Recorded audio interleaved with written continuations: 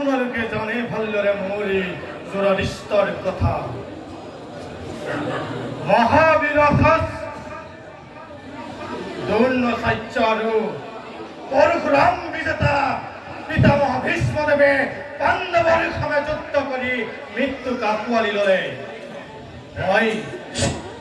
মই বৰ আশা কৰিছিলোঁ যে গুৰু দ্ৰোণাচাৰ্য আৰু এই পিতামহ ভীষ্মদেৱে পাণ্ডৱকে পৰাজয় কৰিব,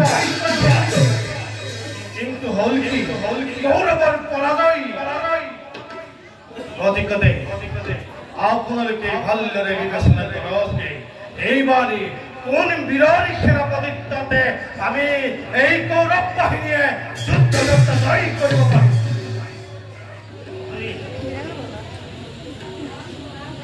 মহাৰাজ ইমান চিন্তা কিয় কৰিব লাগে? কৌৰৱ পক্ষত এতিয়াওতো বীৰ শূন্য হোৱা নাই।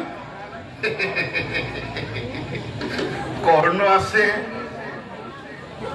শৈল আছে, অশ্বত্থামা আছে আৰু লগতে ময়ো আছো।